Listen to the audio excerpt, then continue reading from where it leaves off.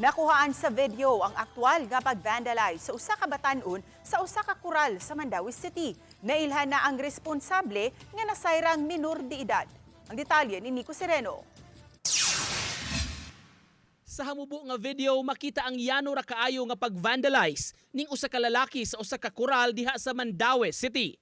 Gamit ang spray paint, gibutangan sa iyang giingong trademark nga vandal ang limpyo unta kaayo nga kural. Nagpost ang Mandaue City Public Affairs Office sa maong video para makatabang sa pag-identify sa responsable.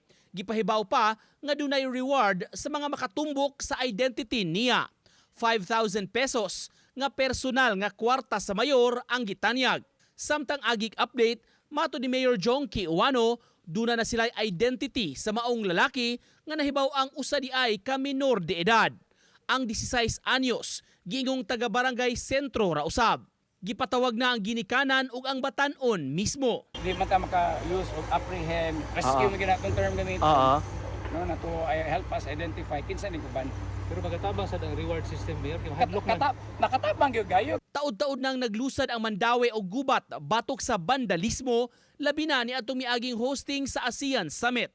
Matod sa mayor, gitanyag ang reward para mapugnan ang binuang ug dili na mudaghan pa ang maghimo niini. Just make sure na kanina na may picture ni pangan, make sure mao bagi ni kay atong ipa-invite sa atong PNP for questioning ba. No, yamo to ni bawaan din atong minor na koordinatong pangan. But nakatabang gid yun. Ato di pa-intervene ang atong CSWS. Nico Sereno,